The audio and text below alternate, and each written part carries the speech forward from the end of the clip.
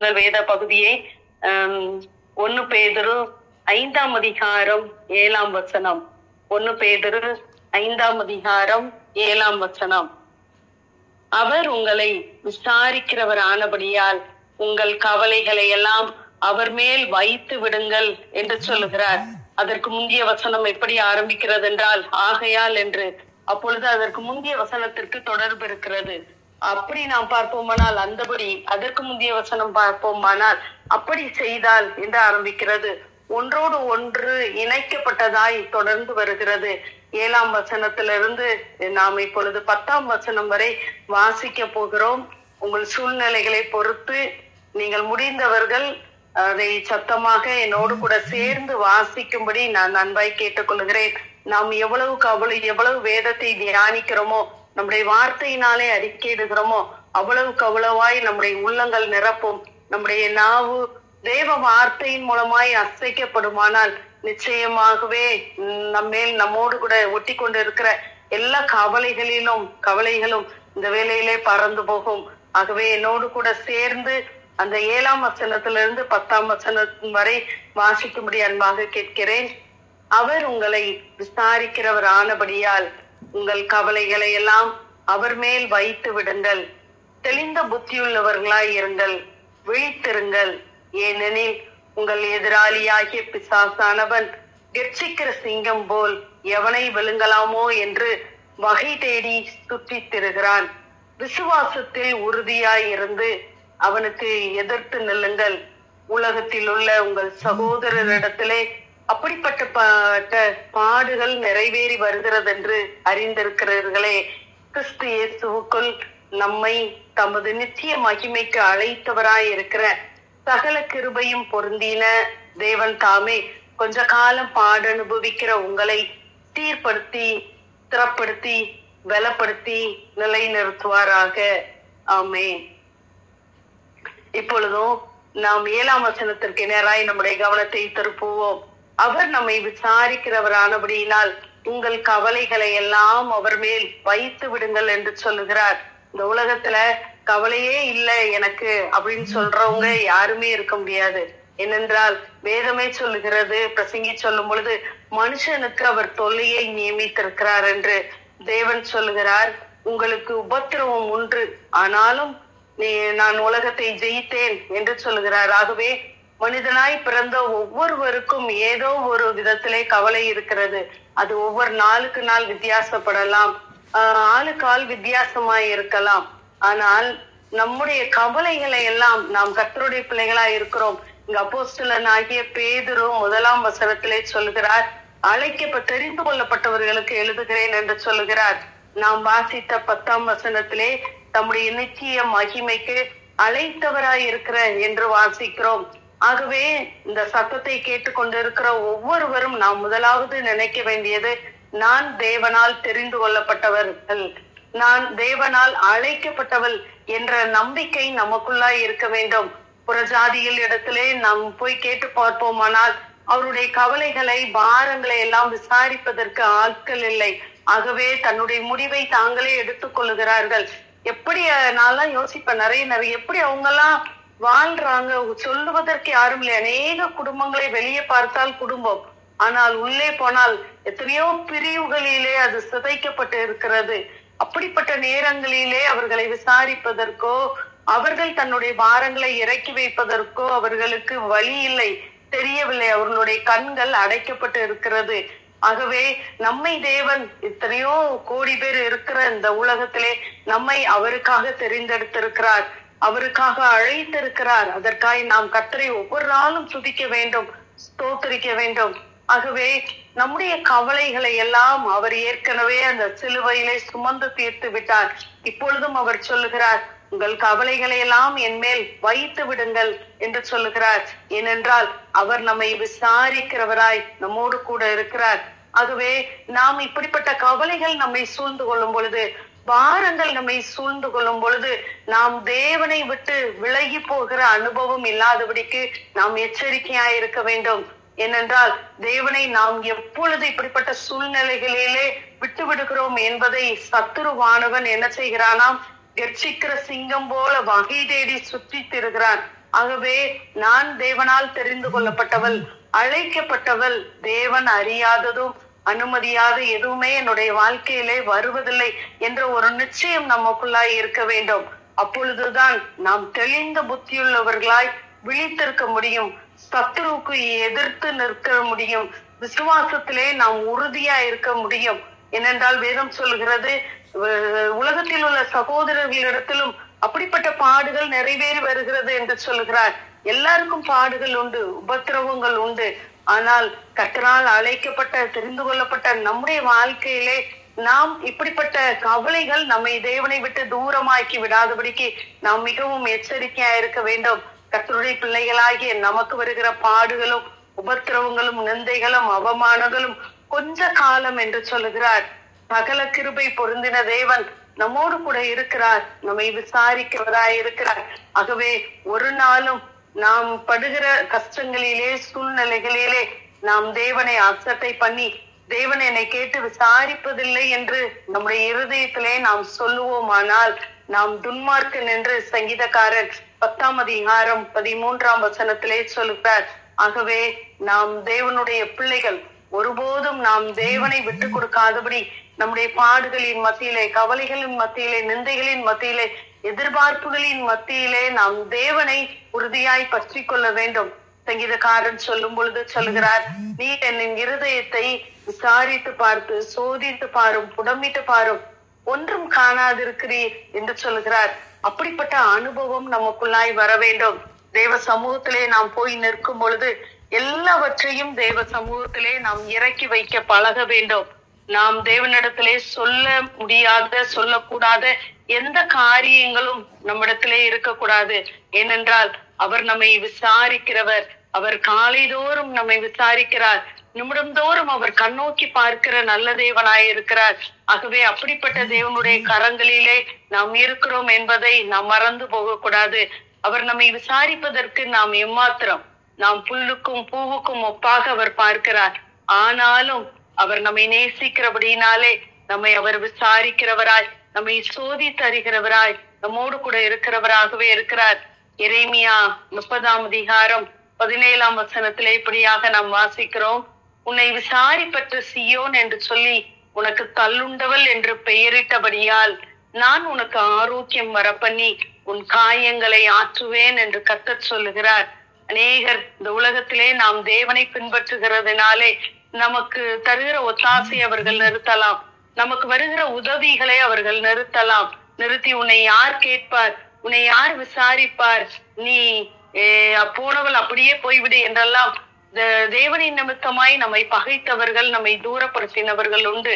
ஆனால் அவர்கள் என்னெல்லாம் சொல்லுகிறார்களோ, நம்மை எப்படியெல்லாம் பெயரிட்டு அழைக்கிறார்களோ, அவர் சொல்லுகிறார், அவர்கள் அப்படி பெயரிட்டதனாலே நான் உனக்கு ஆரோக்கியம் வர பண்ணுவேன், உன் காயங்களை, உன் மனதின் அடிக்காயங்களை குணமாக்குவேன் என்று கர்த்தர் சொல்கிறார். அந்த அளவிற்கு தேவன் நம்மை யாருடைய கையிலும் அவர் நம்மை விட்டு கொடுக்கிற தேவன் அல்ல. சங்கீதம் 37ஆம் சங்கீதம் 33 சொல்லுகிறார், கர்த்தரோ அவனை இவன் கையில் விடுவதில்லை, அவன் நியாயம் விசாரிக்கப்படுகையில் அவனை ஆக்கினைக்குள்ளாக தீர்ப்பதில்லை என்று சொல்லுகிறார். நம்மை விட்டு கொடுக்காத நல்ல மேய்ப்பர், நல்ல தகப்பன் நம்மோடு கூட இருக்கிறார். ஆகவே நாம் ஒவ்வொரு நாளும் தேவ சமூகத்திலே நம்முடைய கவலைகள், பாரங்கள் எவ்வளவு பெரியதா இருந்தாலும் அவர் அறியாமல் நமக்கு வருவதில்லை. அதிலும் தேவன் ஒரு நன்மையை வைத்திருப்பார் என்ற ஒரு நம்பிக்கையோடு கூட தேவ சமூகத்திலே நம்மை அர்ப்பணிக்கிறவர்களாய் இருக்க வேண்டும் ஒவ்வொரு நாளும். ஆகவே நாம் தேவன் நம்மை விசாரிக்கிறவர் நம் பக்கத்திலே இருக்கிறார் என்று நினைக்க வேண்டும். அநேக நேரங்களிலே நாம் சிலரை மனதிலே வைத்துக் கொண்டு, இவர்கள் என்னை கேட்கவில்லையே, நான் இங்க போன அவங்க என்னை கண்டுகிடவே இல்லை, இப்படி நிறைய குற்றச்சாட்டுகளை நாம் வைக்கிறோம். ஆனால் உண்மையிலே நிதர்சனமான காரியம் என்னவென்றால், அவர்கள் நம்மை விசாரித்தாலும் அவர்களால் நமக்கு ஒன்றுமே செய்ய முடியாது என்பதுதான் அதில் உள்ள உண்மை. ஏனென்றால் நாமும் அநேக நேரங்களிலே அநேகரை விட்டு விலகி போகிறோம். ஏனென்றால் நம்மால் அவர்களுக்கு ஒன்றும் செய்ய முடியாது என்று நினைக்கிறோம். இப்படித்தான் மனிதனுடைய அமைப்பே அப்படித்தான் இருக்கிறது. வேதம் சொல்லுகிறது நிர்பந்தமான மனுஷன் என்று. ஆகவே நாசியில் சுவாசமுள்ள மனிதனை நம்புவதை விட்டுவிடு என்று கர்த்தர் சொல்லுகிறார்.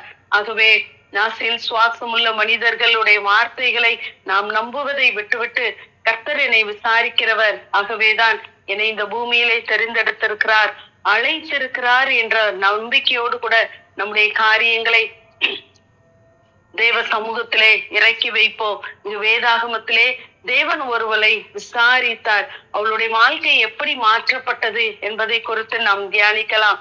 என்னோடு கூட திருப்பிக் கொள்ளுங்கள்.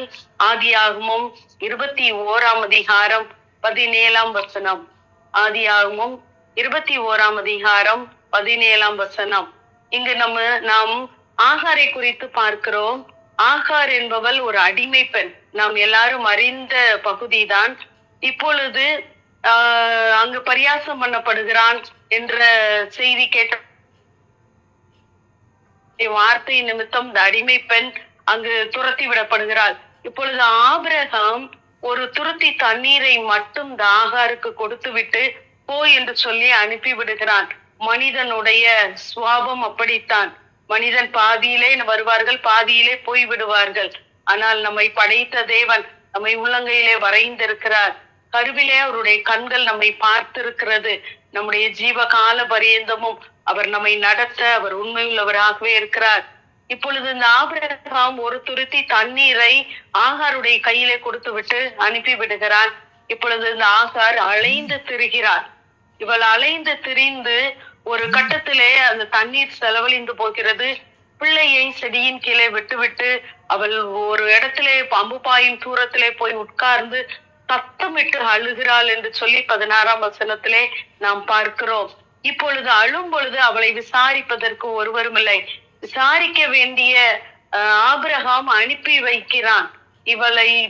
இவளிடம் பேசுவதற்கோ இவளுடைய காரியங்களை கேட்பதற்கோ அந்த வனாந்தரத்திலே யாரும் இல்லை.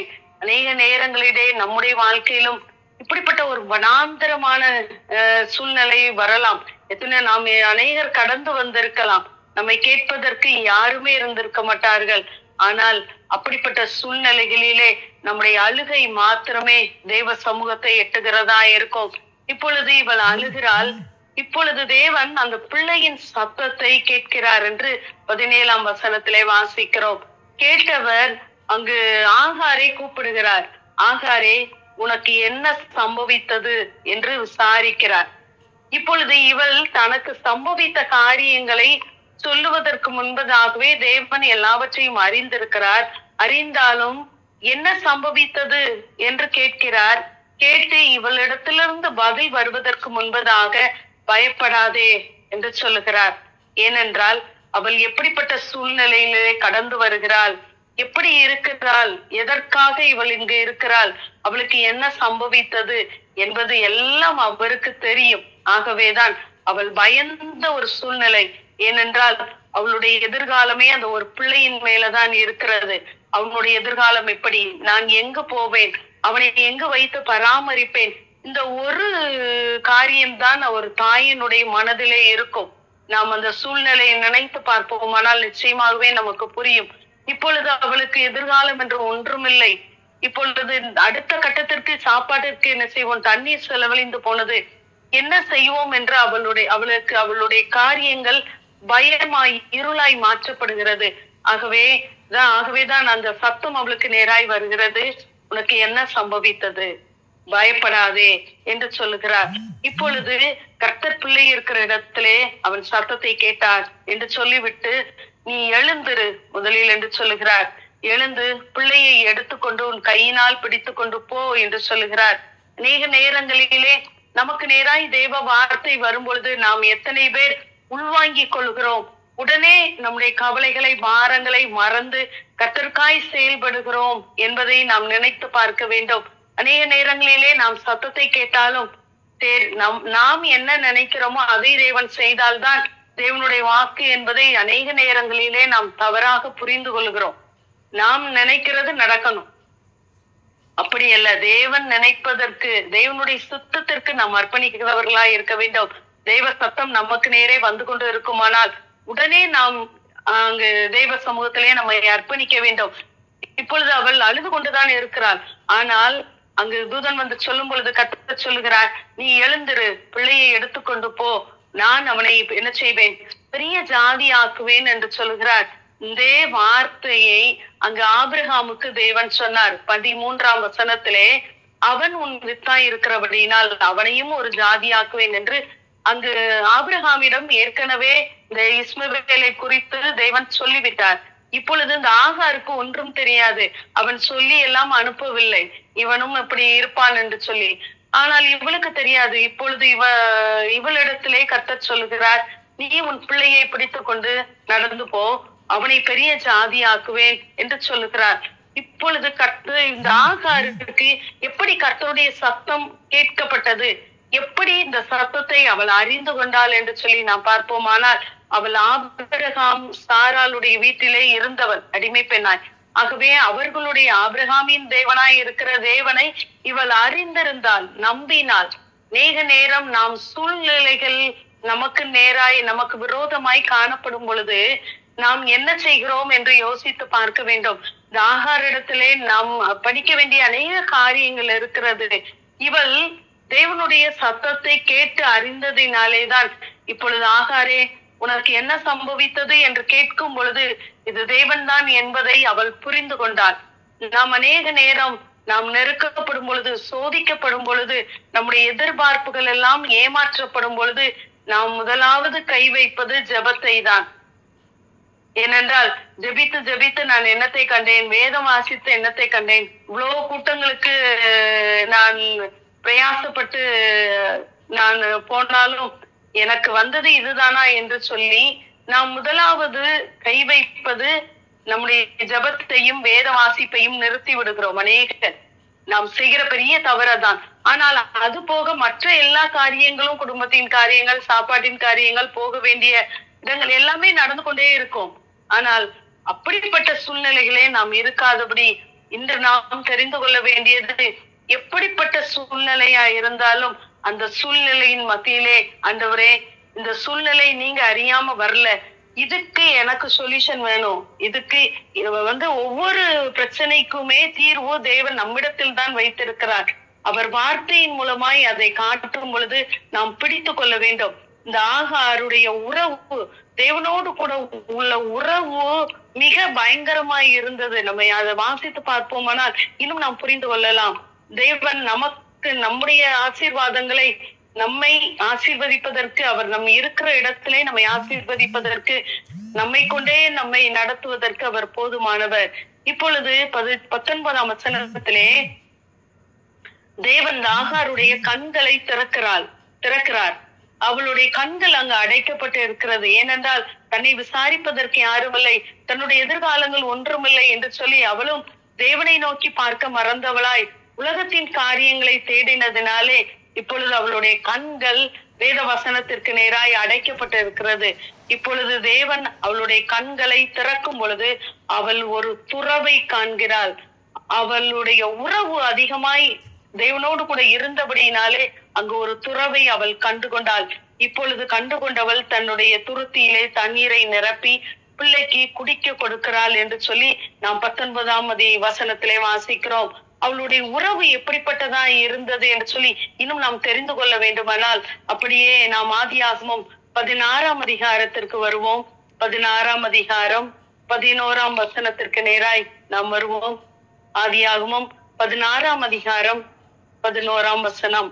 இப்பொழுது கர்த்தருடைய தூதனானவன் அவளை நோக்கி, நீ கர்ப்பவதியாயிருக்கிறாய், ஒரு குமாரனை பெறுவாய், கர்த்தர் உன் அங்கலாய்ப்பை கேட்டபடியினால் அவனுக்கு இஸ்மவேல் என்று பெயரிடுவாயாக என்று சொல்லுகிறார். இப்பொழுது கர்த்தருடைய தூதனானவன் அவளுடைய அங்கலாய்ப்பை பார்க்கிறார். ஏனென்றால் அவள் அந்த சாராளுடைய வீட்டிலே இருக்கும் பொழுது ஆபிரகாமின் தேவனை தன்னுடைய தேவனாக ஏற்றுக்கொண்டதினாலே அவருடைய சத்தம் அவளுக்கு தெளிவாய் புரிகிறது. இப்பொழுது மறுபடியுமாய் அவளுடைய அங்கலாய்ப்பை பார்க்கிற அளவிற்கு தேவன் அவளோடு கூட தான் இருக்கிறார். இப்பொழுது கேட்டபடியினால் கர்த்தருடைய தூதனானவர் அவளுடைய பிள்ளைக்கு இஸ்மவேல் என்று பெயரிடுகிறார். இப்போ அதே அதிகாரம் 13ஆம் வசனத்திலே வரும் பொழுது அவள், என்னை காண்பவரை நானும் இவ்விடத்திலே கண்டேன் அல்லவா என்று சொல்லி தன்னோடு பேசின கர்த்தருக்கு நீர் என்னை காண்கிற தேவன் என்று பெயரிடுகிறார். எவ்வளவு ஒரு உன்னதமான அனுபவம் என்று நாம் யோசித்து பார்க்க வேண்டும். அங்கு கர்த்தருடைய தூதன் அவளுடைய பிள்ளைக்கு பெயர் வைக்கிறார். இவள் கர்த்தருக்கு ஒரு பெயர் வைக்கிற அளவுக்கு கர்த்தரோடு கூட ஒரு நெருங்கிய அனுபவம் அவளுக்குள்ளாய் இருந்தது. நான் என்னை கண்டவரை நானும் இவ்விடத்திலே கண்டேன் என்று சொல்லுகிறார். இதிலே நாம் மிகவும் அதிகமாக கவனிக்க வேண்டியது, என்னை மிகவும் அசைத்தது என்னவென்றால் 16ஆம் அதிகாரம் 12ஆம் வசனம், இந்த 2 வசனத்திற்கும் இடையிலே ஒரு வார்த்தை சொல்லப்படுகிறது. அது நாமா இருந்தோமானால் இந்த வார்த்தையை நாம் ஏற்றுக்கொள்வோமா என்பதை நாம் சிந்தித்து பார்க்க வேண்டும். இப்பொழுது அந்த இஸ்மவேலை குறித்து ஒரு தீர்க்க தரிசனம் வெளியாகிறது. நான் முதலாவது சொன்னேன், அவளுடைய எதிர்காலம், அவளுடைய எதிர்பார்ப்பு, அவளுடைய எல்லா கனவுகளும் அந்த பிள்ளையின் மேலே இருக்கிறது. அந்த ஒரு பிள்ளைதான், அவனுக்கு என்ன செய்ய வேண்டும், அவனை நடத்த வேண்டும் என்கிற ஒரு குறிக்கோளோடு கூட அவள் பயணித்துக் கொண்டு இருக்கிறாள். ஆனால் இந்த 12ஆம் வசனத்தை நாம் வாசித்து பார்ப்போமானால், கர்த்தர் அந்த இஸ்மவேலை குறித்து சொல்லுகிறார், அவன் துஷ்ட மனுஷனாய் இருப்பான், அவனுடைய கை எல்லாருக்கும் விரோதமாகவும் எல்லாருடைய கையும் அவனுக்கு விரோதமாகவும் இருக்கும், தன் சகோதரர் எல்லாருக்கும் எதிராக குடியிருப்பான் என்று சொல்லுகிறார். இந்த வார்த்தையை நாம் கேட்கும் பொழுதே நம்முடைய உள்ளமெல்லாம் நடுங்குகிறது. நம்முடைய பிள்ளையை பார்த்து இப்படி ஒரு வார்த்தை வருமானால் நாம் என்ன செய்திருப்போம்? அந்த மெய்யான தேவனை விட்டு பின்வாங்கி இருப்போமா? இல்லை என்றால் கர்த்தருடைய சத்தம் போதும் என்று நிலைத்திருப்போமா என்று நாம் சிந்தித்து பார்க்க வேண்டும். இந்த சத்தத்தை கேட்கிற ஒவ்வொருவரும் நாம் கர்த்தரால் தெரிந்து கொள்ளப்பட்டவர்கள், அழைக்கப்பட்டவர்கள் என்பதை நாம் மறந்து போக வேண்டாம். ஆனால் இங்கு அடிமை பெண் ஆகிய ஆகார், நம்மை தேவன் பிள்ளையாக அவர் விலைக்கிரயமாய் நம்மை வாங்கி இருக்கிறார், நம்மேல் அன்பு செலுத்தி இருக்கிறார். ஆனால் இவள் அடிமை பெண். நாம் அடிமை பெண் என்றுதான் அநேக நேரங்களிலே நாம் ஸ்கிப் பண்ணுகிறோம் அந்த வார்த்தைகளை. இப்பொழுது அந்த அடிமை பெண்ணுடைய உறவு அவ்வளவு அதிகமாக இருந்தது. ஆனால் தன்னுடைய பிள்ளைக்கு எதிராக வருகிற இந்த தீர்க்க தரிசனங்களை, வார்த்தைகளை அவள் எப்படி உள்வாங்கினாள் என்பதை நாம் யூகித்து பார்க்க முடியவில்லை. எப்படி அதை எடுத்துக்கொண்டாள் என்றும் எனக்கு தெரியவில்லை. ஆனால் ஒன்று புரிகிறது, அவள் என்ன செய்கிறாள், அங்கு தேவன் அவளுக்கு பெயரிட, அந்த பையனுக்கு பெயரிடுகிறார் இஸ்மவேல் என்று. இப்பொழுது 12ஆம் வசனத்தை, அந்த தீர்க்க தரிசனத்தை அவள் உள்வாங்கினாளா என்பது தெரியவில்லை. ஆனால் 13ஆம் வசனத்திலே அவளுடைய உறவு எத்தனை அதிகமாய் இருந்தது என்பதை வெளிப்படுத்துகிறாள் என்றால், என்னை காண்பவரை நானும் இவ்விடத்திலே கண்டேன். அங்கு தேவனுடைய சத்தத்தை கேட்கிறாள், தேவனை காண்கிறாள். அது அவளுடைய வாழ்க்கையிலே தன்னுடைய பிள்ளையை குறித்து சொன்னதான காரியத்தை விட தேவன் என்னை கண்டார், நானும் அவரை கண்டேன் என்கிற அந்த உன்னதமான உறவு மிகவும் அவளுக்கு முக்கியத்துவமாய் இருந்தது. ஆகவேதான் அவள் சொல்லுகிறாள், என்னை காண்பவரை நானும் இவ்விடத்திலே கண்டேன் அல்லவா என்று சொல்லி தன்னோடு பேசின கர்த்தருக்கு அவள் அங்கு ஒரு பெயர் வைக்கிறாள், என்னை காண்கிற தேவன், நீர் என்னை காண்கிற தேவன் என்று. அதைத்தான் நாம் எல்ரோயி என்று அநேக பாடல்களிலே பயன்படுத்தப்படுவதை நாம் வாசிக்கிறோம், பார்க்கிறோம், பாடுகிறோம். இதிலே நாம் மிகவும் கவனிக்க வேண்டிய காரியங்கள் அதிகமாய் என்னை இது தொட்டுக்கொண்டே இருந்தது. இந்த வார்த்தை தேவன், இந்த அக்கா சொன்ன போது கூட உடனே இந்த வார்த்தையை தேவன் கொடுத்தார். நான் தியானிக்கும் போது இந்த வார்த்தைகள் எல்லாம் மிகவும் அதிகமாய் என்னை பலப்படுத்தினது. ஒரு அடிமை பெண், அவள் சோர்ந்து போகாமல் என்னை விசாரிக்கிற தேவன், என் கவலைகளை எல்லாம் ஏற்றுக்கொள்கிற தேவன் என் பிள்ளையை பார்த்து கொள்ளுவார். அவனுக்கு விரோதமாய் வந்த அந்த தீர்க்க தரிசனமாய் இருந்தாலும் அவனை ஒரு பெரிய ஜாதியாக்குவேன் என்று சொன்னதெல்லாம் அவளுடைய மனதிலே இருக்கிறது. ஆனால் தனக்கும் தேவனுக்கும் இடையிலே இந்த பிள்ளையுடைய வாழ்க்கை வந்துவிடக்கூடாது என்பதிலே அவள் உறுதியாய் இருந்திருக்கிறார். அநேக நேரங்களிலே தேவனோடு கூட உள்ள உறவை பிரிப்பதற்கு நம்முடைய சூழ்நிலைகள் அநேக நேரம் பிரதிகூலங்களாய் இருக்கலாம். ஆனால் நாம் தேவனை எப்படி பற்றி கொள்கிறோம்? அந்த பிரதிகூலங்களின் நடுவிலே தேவன் எனக்கு அனுகூலமான துணையாளராய் கூட இருக்கிறார். அவர் என்னை விசாரிக்கிறவர், அவருடைய சத்தத்தை நான் கேட்க வேண்டும், அவரை நான் பார்க்க வேண்டும். எவ்வளவு பெரிய பிரச்சனைகள் இருந்தாலும் நான் முதலாவது செய்கிறது அதுதான், அந்த பிரச்சனைகளை எல்லாம் பார்ப்பதில்லை.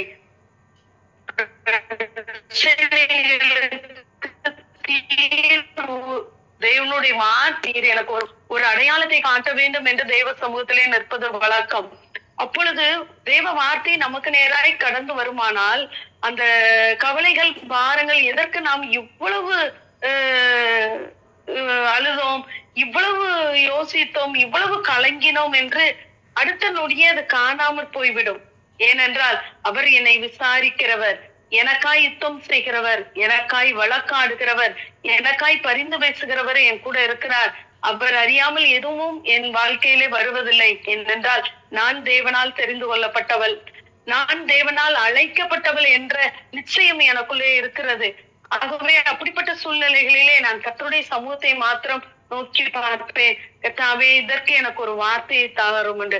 கர்த்தர் பேசுவார், நிச்சயமாகவே பேசுவார். நாம் அவருடைய பிள்ளைகளாய் இருக்கிறோம். அவர் நம்மை தெரிந்தெடுத்திருக்கிறார், அழைத்திருக்கிறார். அப்படி பேசும் பொழுது அந்த வார்த்தையை பிடித்துக் கொள்வேன்.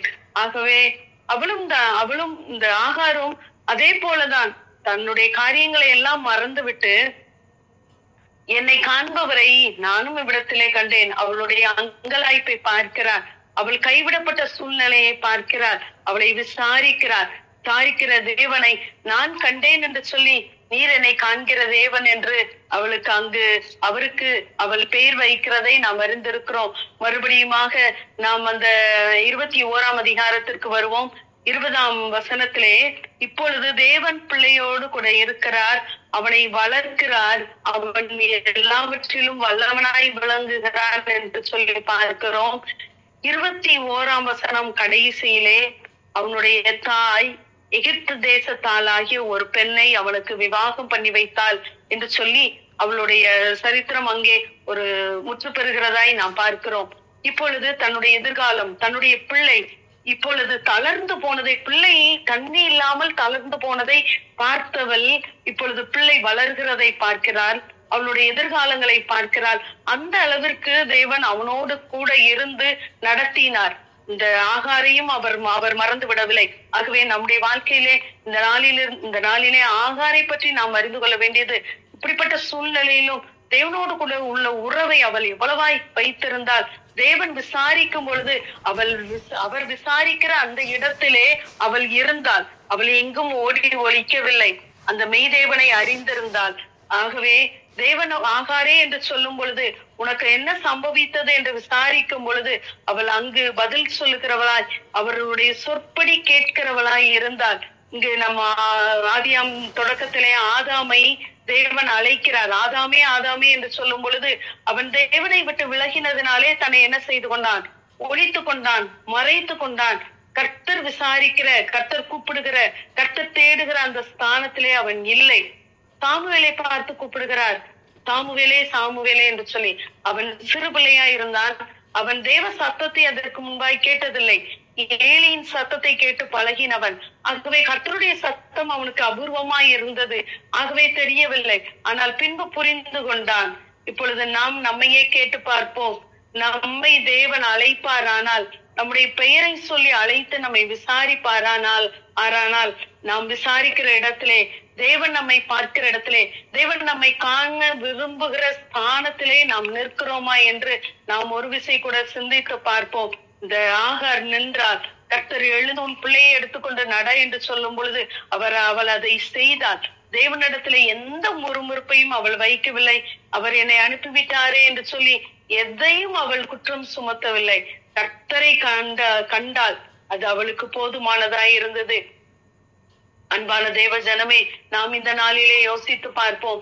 அவள் அடிமை பெண், ஆனால் இன்று தேவன் நம்மை பிள்ளையாக நம்மை ஏற்றுக்கொண்டு இருக்கிறார். அந்த அடிமை பெண்ணை தேவன் நடத்துவாரானால் பிள்ளையாகிய நம்மை நடத்துவது அதிக நிச்சயம். ஆகவே நாம் தேவ சமூகத்திலே நம்மை அர்ப்பணிப்போம். அவர் நம்மை விசாரிக்கிறவர். தேவன் என்னை விசாரிக்கிறவரால் ஒவ்வொரு நாளும் என் கூடவே இருக்கிறார், என்னை நடத்துகிறார், என்னை பாதுகாக்கிறார். இந்த நாள் மட்டும் நம்மை நடத்தி வந்தது அவருடைய கிருபைதான். நம்முடைய சுய பலத்தினாலோ, நம்முடைய ஞானத்தினாலோ, நம்முடைய அறிவினாலோ, பணபலத்தாலோ நாம் கடந்து வரவில்லை. உலகத்திலே நாம் திரும்பி பார்ப்போமானால் ஒவ்வொரு நாளும் நடக்கிற வேதம் சொல்கிறது, திடுக்கிடத்தக்கதான சம்பவங்கள் தேசத்திலே நடந்து வருகிறது என்று சொல்லி, அப்படிப்பட்ட சூழ்நிலையில் தான் நாம் வாழ்ந்து கொண்டு இருக்கிறோம். என்று எது நடக்கும் என்று தெரியாது. ஆனாலும் சத்ருவாகிய அந்த எதிராளியாகிய பிசாசானவன் எப்படியாவது உலக கவலைகளினாலே, உலக பாரங்களினாலே உலக லௌகீகங்களினாலே நாம் பிடிக்கப்பட்டு சிறைபிடிக்கப்பட்டு போய்விட்டோமானால் தேவனை விட்டு நாம் தூரமாய் போய் விடுவோம்.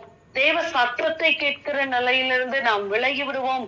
அந்த அந்த கேப், அந்த ஒரு இடைவெளியை அவன் பார்த்து கொண்டே இருக்கிறான். ஆகவே எனக்கு அன்பான தேவ ஜனமே, தேவனுக்கு பிரியமானவர்களே, அழைக்கப்பட்டவர்களே, தேவனால் தெரிந்து கொள்ளப்பட்ட ஜனமே, தேவனுக்கும் நமக்கும் இடையிலே எந்த ஒரு விரிசலும் வராதபடி, எந்த ஒரு வேலைகளும் நமக்கு அதுக்கு தேவ சமூகத்திற்கும் தேவ பிரசன்னத்திற்கும் தடையாயிராதபடி நம்முடைய கவலைகளை எல்லாம் தேவ சமூகத்திலே நாம் இறக்கி வைப்போம். ஏனென்றால் அவர் நம்மை விசாரிக்கிறவர், அவர் நம்மை காண்கிற தேவன், நம்மோடு கூட இருக்கிற தேவன், நம்மோடு கூட இருந்து நமக்காய் சொன்ன வாக்கு தத்தங்களை எல்லாம் நினைவு கூர்ந்து நம்மை நடத்த அவர் போதுமானவராகவே இருக்கிறார். ஆகவே தெய்வ சமூகத்திலே நாம் இந்த சாயங்கால வேளையிலே நாம் அர்ப்பணிப்போம். எத்தனையோ பேர் இந்த இதுல இணைப்புல இருக்கிறார்கள். ஆனால் எல்லாருக்கும் ஒவ்வொரு விதமான கவலைகள், பாரங்கள் உண்டு. ஒன்று சரீர பிரகாரமான பாரங்கள் இருக்கலாம், கவலைகள் இருக்கலாம், ஆவிக்குரிய கவலைகள் இருக்கலாம், பிள்ளைகளை குறித்த எதிர்காலங்களை குறித்த கவலைகள் இருக்கலாம். ஆனால் இந்த நாளிலே தேவன் சொல்லுகிறார், எல்லா கவலைகளையும் நாம் அவர் மேலே இறக்கி வைத்து விடுவோம். கர்த்தர் மேல் உன் பாரத்தை வைத்து விடு, அவர் உன்னை ஆதரிப்பார், நீதிமானை ஒருபோதும் தள்ளாட விட மாட்டார் என்று சொல்லுகிறார். ஆகவே நாம் தேவனுடைய பிள்ளைகளாய் இருக்கிறோம். நாம் சுமப்பதற்கு ஒன்றுமே இல்லை. நாம் சுமப்பதினாலே ஏதோ ஒரு முளத்தை கூட்டவும் முடியாது, குறைக்கவும் முடியாது, ஒரு காரியங்களை மாற்றவும் முடியாது. ஆனால் எல்லாவற்றையும் மாற்றுகிற தேவனுடைய கரங்களிலே நம்மை அர்ப்பணிப்போம். நம்முடைய காரியங்களை அர்ப்பணிப்போம், நம்முடைய சூழ்நிலைகளை அர்ப்பணிப்போம். ஏனென்றால் அவர் நம்மை விசாரிக்கிறவர், நமக்கு பதில் தருகிறவர். அவர் நாம் எப்பொழுதும் வந்தடையத்தக்க நல்ல கண்மலையாகவே இருக்கிறார். ஆகவே தேவ சமூகத்திலே நம்மை அர்ப்பணிப்போம். இருக்கிற இடங்களிலே தலைகளை தாழ்த்தி